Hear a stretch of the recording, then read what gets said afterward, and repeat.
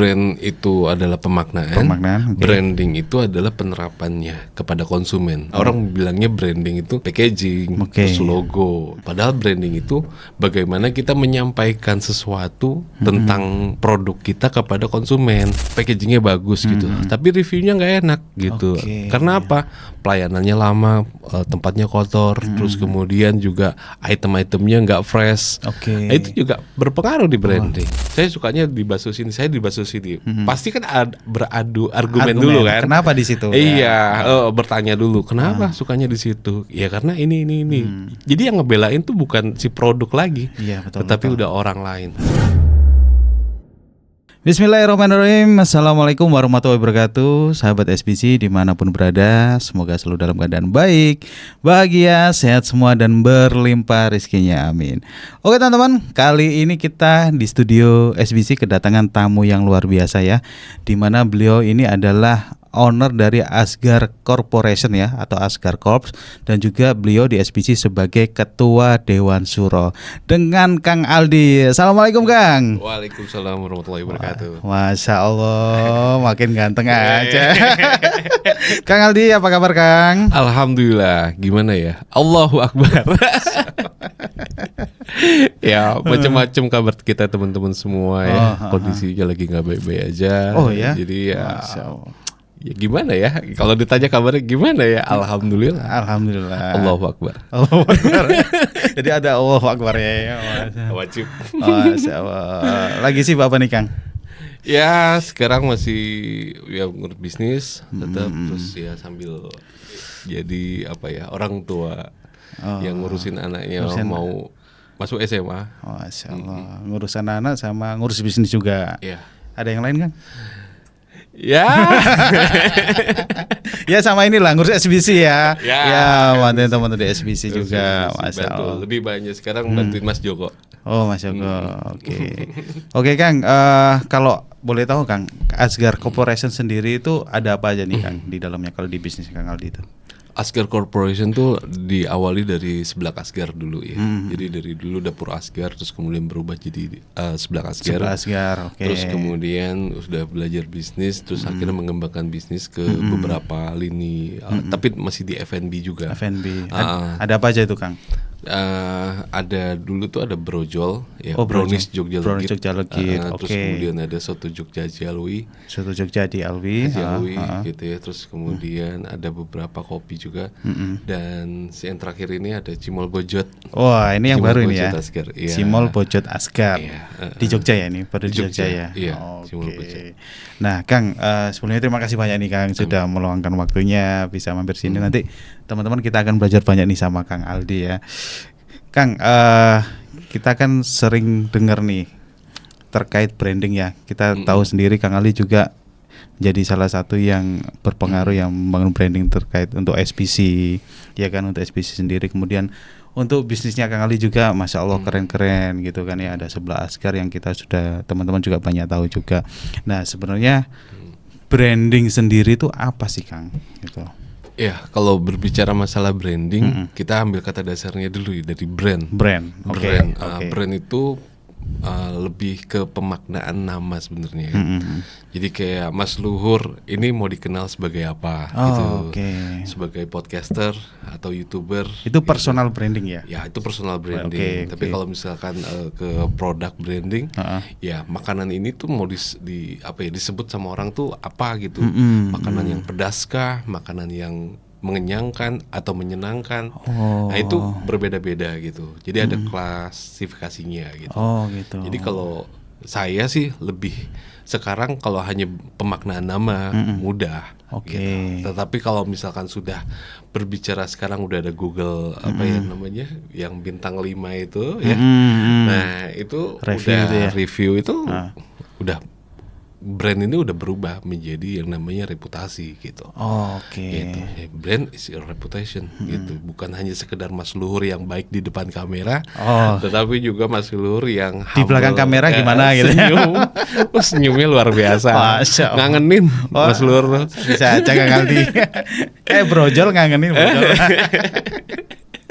Oke Kang, mungkin kan kalau kita sebagai orang awam ya, saya taunya branding itu adalah desain, logo. Jadi banyak orang lihat punya usaha atau apa yang produknya masih kemasannya mungkin ya tampilannya masih biasa aja. Tolong di branding dong gitu kan. Betul. Di branding dong. Berarti desainnya yang dirubah yang lebih menarik gitu ya. Logonya yang lebih menarik. Itu benar enggak sih seperti kayak gitu tuh? Iya. Kalau tadi brand itu adalah pemaknaan, branding itu adalah penerapannya kepada konsumen. Makanya orang bilangnya branding itu ya packaging, terus logo gitu. Padahal branding itu bagaimana kita menyampaikan sesuatu tentang produk kita kepada konsumen.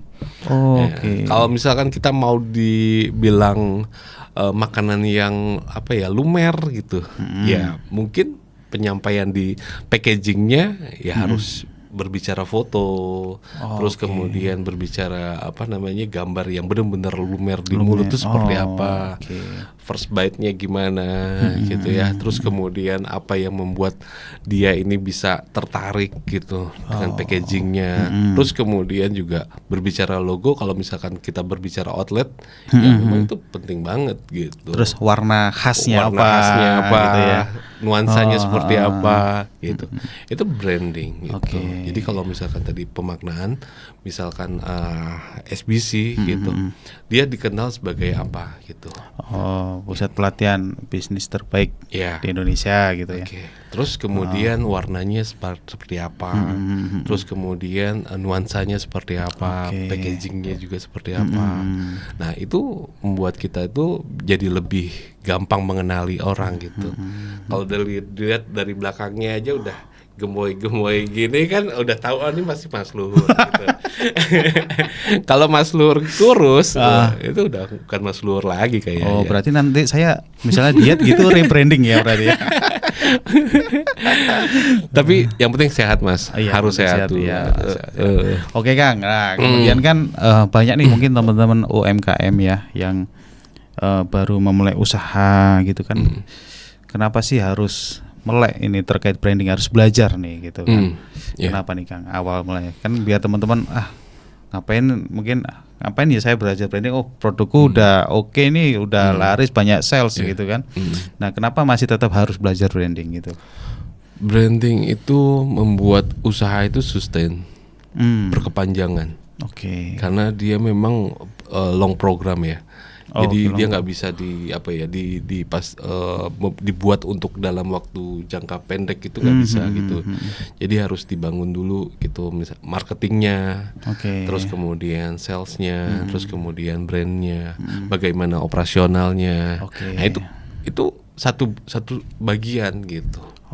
Gitu. Hal-hal itu tuh nggak bisa cuman setengah-setengah gitu. Kalau branding itu secara keseluruhan. Berarti intinya branding itu bukan hanya di awal aja. Misalnya teman-teman bikin produk atau bisnis apa gitu ya, kemudian bikin logonya, bikin desainnya, bikin tampilannya, outletnya segala macam. Jadi bukan hanya sekedar di situ ya. Tadi Kang Adli kan sempat spill ada yang Google review kayak gitu-gitu kan, testimoni pelanggan seperti apa gitu ya. Jadi nggak hanya cukup di awal itu aja ya. Udah jadi nih, misalnya ini udah nih kayak gitu, udah ya, nggak bisa ya? Nggak bisa, karena kalau misalkan kita hanya berbicara logo, terus packaging, itu hanya luarnya aja. Terus kemudian begitu udah dimakan gitu ya, enak gitu. Tapi pelayanannya nggak enak gitu. Itu juga jadi salah satu bad brand kan. Ya orang jadi kecewa gitu. Padahal makanannya enak, reviewnya packagingnya bagus gitu, tapi reviewnya nggak enak gitu. Karena apa? Pelayanannya lama, tempatnya kotor, terus kemudian juga item-itemnya nggak fresh. Nah, itu juga berpengaruh di branding, sangat berpengaruh gitu.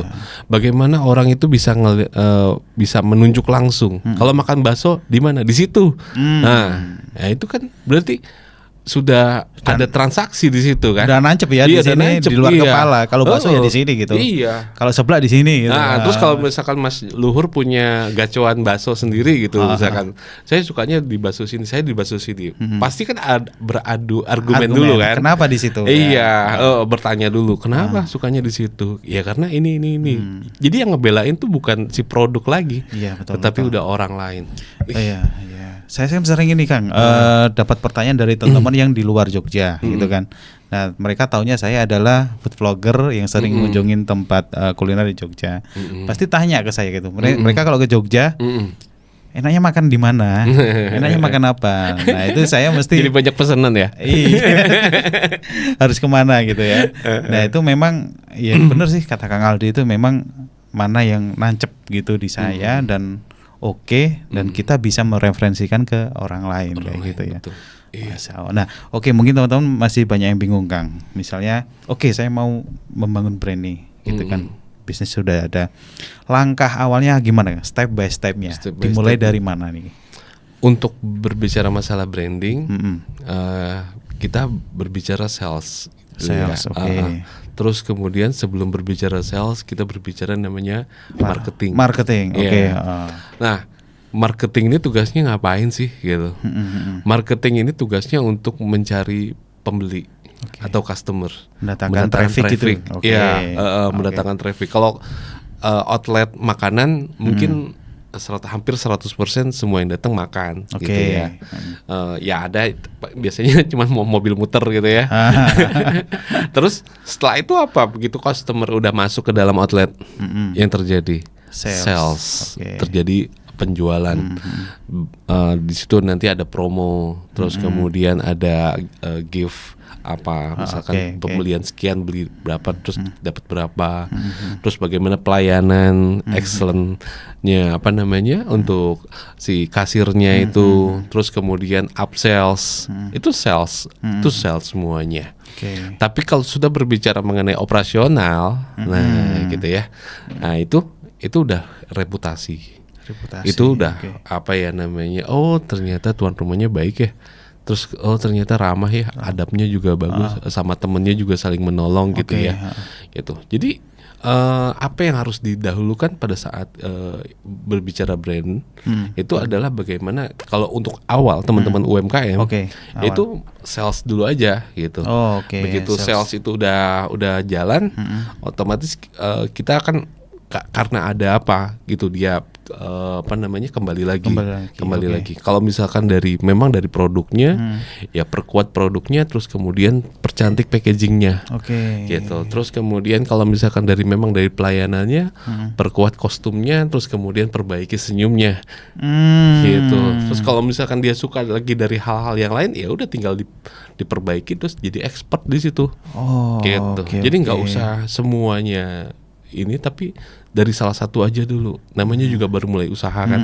Nah kemudian bagaimana brand ini bisa berjalan kalau dia sudah kembali lagi gitu.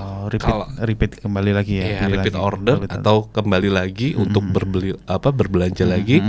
Dan ya itu kayak tadi kita bertengkar mengenai bakso mana yang lebih enak. Itu dia udah memberikan argumen yang luar biasa menurut saya. Kita udah dibelain sama konsumen, kita juga udah dibuat seneng sama konsumen. Konsumen juga bayangin, pernah nggak Mas Luhur datang ke rumah makan, tapi yang bilang makasih malah Mas Luhur. Makasih ya Mas, biasanya gitu tuh pelayan tuh. Iya. Terima kasih ya Mas. Tapi kadang tanpa sengaja gitu, kita tuh begitu mau pamit, terima kasih ya Mas. Malah kita karena kita ngerasa dilayani lebih dari apa yang kita bayar. Itu.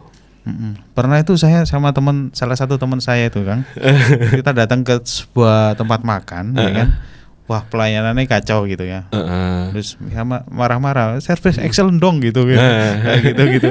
Ternyata ya memang sangat berpengaruh sih itu, apalagi di dunia digital seperti sekarang ya. Gampang banget orang bikin konten negatif, kemudian reviewnya negatif. Tapi kalau orang nggak adaptif dengan kondisi sekarang, dia nggak mau tahu tuh. Terserah kamu mau komen jelek mau apa gitu kan. Betul. Nah Kang, kan ada juga yang ini misalnya saya pernah beli makanan soto katakanlah kan ya, itu harganya 15.000, ya kan? Wah itu brand besar itu biasanya. 15.000 soto, standarnya kan 10 ribuan lah gitu ya. Iya kalau di Jogja. Di Jogja gitu. 15.000, porsinya nggak terlalu banyak, kecil gitu.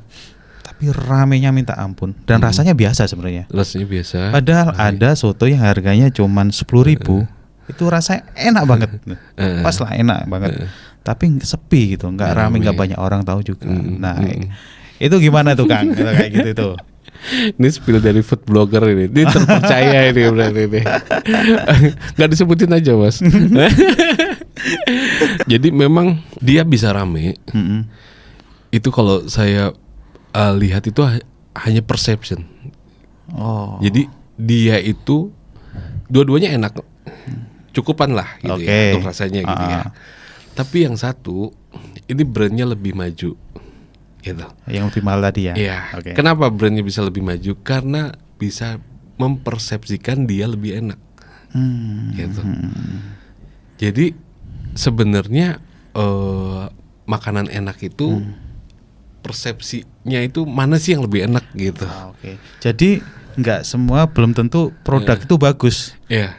Jadi untuk lebih laku, lebih ini belum tentu produk itu lebih bagus. Ternyata yang biasa-biasa banyak kan sempat ya ke beberapa tempat gitu. Kok biasa aja tapi kok rame kayak gini. Betul. Iya. Karena dia dipersepsikan lebih enak. Apa sih? Sebenarnya nggak cuma hanya pikiran ya, tetapi juga suasana. Ya. Itu dia bisa menciptakan tempatnya ya jauh lebih nyaman. Terus kemudian juga pelayanannya juga jadi nyaman. Terus kemudian mungkin pemandangannya juga. Suasana orang makan itu jauh lebih enak dibanding memang yang harga tadi 10.000. Lebih enak sebenarnya kalau kita memang persepsinya langsung rasa gitu ya. Kalau antum kan food blogger, jadi memang benar-benar mereview makanan gitu ya. Tetapi orang yang datang ke sana kan sebenarnya nggak cuma buat makan, buat ngajak kerabatnya, buat ngajak menyenangkan saudaranya. Kok menyenangkan tapi tempatnya kecil kan jadi nggak menyenangkan gitu. Misalkan saya mau menyenangkan orang tua saya tapi pelayanannya kok kayak gini, jadi nggak menyenangkan. Betul. Tetapi kalau misalkan memang sudah brandnya sudah bagus, terus juga operasionalnya baik gitu, saya mengajak Mas Luhur juga nggak malu gitu kan. Menyenangkan semuanya, sehingga apa yang terjadi, makanannya itu terpersepsikan lebih enak. Gitu Mas. Jadi 15.000 ya harga yang wajar gitu. Kalau makan di Bandung mungkin jauh lebih mahal, atau di Jakarta gitu. Dan bubur ayam 25.000 di Tasik ada loh Mas. Iya. Gitu. Luar biasa. Iya. Laku ya kan tapi? Laku rame. Gitu. Iya. Gitu. Luar biasa.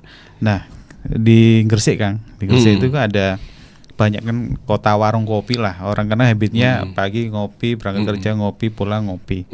Dan di sana tuh ada memang teman-teman yang kenapa sih kok suka ngopi di warung yang ini gitu kan. Ya saya soalnya senang, naik kopinya ya biasa aja lah, sama lah, semua hampir sama. Yang yang jualan ngajak ngobrol, sharing. Jadi mereka sekedar pengen sharing, pengen ngobrol sama pelayannya, sama teman-teman yang nongkrong di sana gitu. Jadi branding gak hanya berhenti di tampilan aja, tapi di operasional juga sangat berpengaruh kan ya. Betul banget Mas. 5 panca indera pastinya Mas. Itu. Iya. 5 panca indera. 5 panca indera dari mata gitu ya, secara pemandangan, visual, tempat visual gitu. Terus juga tampilan misalkan mie ayamnya juga beda dengan mie ayam yang asal disajikan secara ala kadarnya. Terus juga hidung gitu ya. Kalau kita pengen makan sesuatu yang di tempat yang legend misalkan gitu, suasananya masih bau-bau kompos gitu nggak apa-apa lah gitu ya. Tetapi kalau udah di kota ya harus wangi gitu ya. Betul. Terus kemudian juga wangi-wangiannya itu juga bikin kangen. Terus kemudian dari mulut, dari pertama kali kita nyeduh nguyup, nguyup gitu. Terus kemudian dari telinga, terus kemudian ada lantunan misalkan gamelan atau apa, itu semuanya berpengaruh. Sangat berpengaruh banget gitu. Branding itu diciptakan ya dari 5 panca indera itu. Apa yang kita rasakan, apa yang kita jatuhnya ya ke hati. Luar biasa ya. Ternyata branding itu nggak sempit, luas banget ya. Jadi makanya gimana kalau kita berbicara hati aja? Kalau hati nanti nggak selesai nih sejam 2 jam kan. Luar biasa. Nah, Kang, kita kan ada temen tuh punya produk soto namanya soto Sumringah. Masya Allah. Ya kan? Itu keren banget tuh tagline-nya dia. Ini adalah soto yang gratis untuk ibu hamil. Ya kan? Sempat ngobrol sama Sirvan itu, ini bagian dari brand activation. Nah, sebenarnya brand activation itu apa, Kang? Mungkin ada.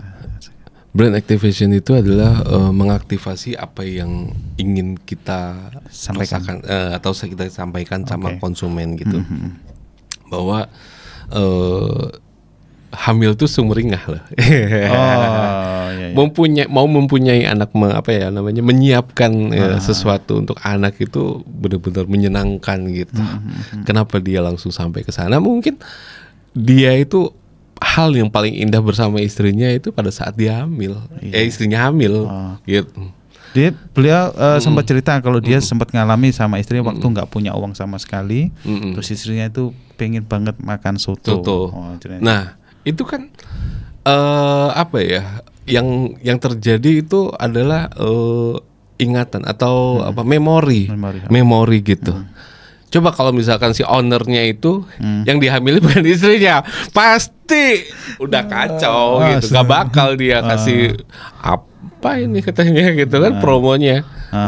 Nah, sesuatu yang menjadi memori di dalam itu akan dihadiahkan kepada konsumennya. Luar biasa. Jadi pada saat dia merasa hal terindah bersama istrinya adalah pada saat istrinya hamil, ya dia akan hadiahkan juga kepada mungkin banyak orang-orang di luar sana yang konsumen yang mengalami hal yang sama mungkin. Iya. Gitu ya. Mungkin pada saat istrinya hamil dulu kan katanya pengen makan soto tapi nggak punya uang. Terus kemudian ya itu salah satu hadiah gitu kepada bentuk syukur sih. Katanya gitu. Satu mangkok tapi untuk 2 nyawa. Masya Allah. Itu kan luar biasa. Pemaknaan nama lagi. Dan juga salah satunya untuk orang itu ingat tuh, makanya brand activation nih Kang. Ini loh soto yang gratis buat ibu hamil. Gitu ya. Jadi nggak hanya sekedar visual dan segala macam, tapi ini ada yang apa istilahnya ini Kang? Brand activationnya ini dari sisi apa nih berarti? Kalau bagaimana si konsumen ini bisa mengingat Sumringah ini dengan ibu-ibu hamil gitu. Si soto aja memperhatikan istri saya nih yang mau makan soto nih gitu. Masa saya enggak sih gitu. Betul itu pinter Mas Irfan ini. Masya Allah, luar biasa. Masya Allah. Wah, alhamdulillah teman-teman ya, kita kebuka sekali, banyak sekali insight yang kita dapat ya. Ternyata branding itu nggak hanya di depan, terus sampai operasional juga kayak gitu ya. Wah, ini ilmu yang menurut saya cukup mahal ini teman-teman ya, luar biasa. Kadang kita nyepelein gitu Kang. Ya udah yang penting udah di packaging, desain secara visual oke, ya udah itu branding gitu. Padahal kan kayak itu tadi kita bisa menaikkan value dari bisnis kita dengan branding itu kayak gitu. Betul. Nah Kang, mungkin terakhir nih ada pesan-pesan buat teman-teman yang sekarang mungkin sedang berjuang nih, kan mungkin di bisnisnya mungkin stuck atau gimana supaya bisa naik level, bisa lebih berkembang gitu kan. Monggo Kang. Iya, buat teman-teman yang UMKM ya terutama ya, lebih berbicara mengenai produk terus gitu ya. Coba lebih sekarang mindsetnya agak dirubah sedikit. Nggak cuman produknya aja yang harus dijagain, tetapi juga pelayanannya. Terus kemudian juga dari gambar-gambarnya gitu ya. Apa sih ujung-ujungnya dari brand ini gitu? Pengingat memori tadi itu. Ya, jadi kita tuh pengennya orang mempunyai memori dengan produk kita, gitu. Terus kalau kita tidak bisa memberikan sesuatu yang terbaik, itu kalau saya branding itu lebih kayak seorang ibu, gitu ya. Ibu buat saya itu ya segalanya, gitu. Terus kemudian apa yang dikatakan ibu itu harus saya turutin, gitu. Ibu berbuat sedikit tidak baik aja, menurut saya itu udah baik, gitu. Sehingga bagaimana produk kita ini bisa mengayom atau mengasuh gitu ya. Jadi si konsumen ini ngerasa benar-benar jatuh cinta sama produk gitu. Ibunya lagi sakit, saya pasti belain gitu. Artinya si produk tuh lagi turun gitu ya. Terus saya lagi langsung belain juga gitu. Terus kemudian gimana caranya supaya produk ini bisa berkembang lagi. Ini produk waktu saya masih muda gitu ya, gitu kan suka ketemu saya. Iya. Terus kemudian juga ini produk waktu saya masih SMA, waktu saya SMA ini saya pakai kerudungnya yang ini gitu. Nah sekarang mungkin udah berubah gitu ya. Nah kita sebagai pemilik produk tidak boleh terjebak di situ di memori orang itu. Biarkan orang mempunyai memori itu kepada produk kita, tetapi kita tetap harus berubah karena itu adalah anak-anak yang kita senangi dulu itu sekarang udah punya anak, gitu. Dan sekarang kita sudah ada di zaman yang berbeda. Kemudian brandnya seperti apa, gitu. Jadi tetap harus berubah. Jadi gitu. jangka panjang kan? Iya, terus-terusan. Brand itu membuat sustain, gitu. Jadi biarkan orang mempunyai memori apa terhadap kita, terhadap kita tetap berubah gitu. Dulu ada Alpina, ingat nggak Alpina? Iya. Produk Alpina. Cuman saya yang produknya itu nggak update gitu, ya. Terus sampai dulu tuh ada model tas yang memang disetting untuk tawuran. Iya. Ya karena zaman dulu itu memang seperti itu gitu. Ada. Nah sekarang orang udah jadi fashion banget tas itu. Terus kemudian naik gunung aja fashion. Naik motor fashion, naik mobil fashion. Nah itu kan udah mulai berubah. Semuanya itu sekarang orang tas itu bukan hanya sekedar bisa masukkan barang aja gitu, tetapi bagaimana tas itu bisa mempercantik, bisa membuat orang lebih keren, gitu. Sehingga apa yang produk ini berikan, ya ini bisa memberikan semuanya banyak gitu. Seperti itu sih Mas. Masya Allah, luar biasa ilmunya ini Kang. Masya Allah. Pokoknya teman-teman terus berjuang Kang ya, terus semangat berjuang, terus berinovasi. Karena ini memang kalau brand itu untuk jangka panjang. Generasi yang dulu mungkin udah habis, ada generasi yang bawah ini gimana supaya tetap menancapkan memori itu ya Kang. Terus tancapkan kepada setiap zaman. Masya Allah. Terima kasih banyak Kang Aldi. Sama-sama. Masya Allah, waktunya sharingnya luar biasa. Sama-sama. Mungkin nanti lain waktu kita bisa podcast lagi Kang ya. Nah mungkin teman-teman ada yang mau bertanya, ada pertanyaan boleh ketik aja di kolom komentar. Nanti insya Allah nanti barangkali ada waktu lagi kita sempetin ngobrol-ngobrol lagi sama Kang Aldi gitu Kang ya. Amin. Insya Allah bisa. Panjang umur Mas Luhur juga. Amin. Oke teman-teman, podcast kali ini sampai di sini dulu ya. Semoga bermanfaat, bisa menjadi referensi untuk teman-teman semua. Sampai jumpa di podcast berikutnya. Assalamualaikum warahmatullahi wabarakatuh. Terima kasih Kang.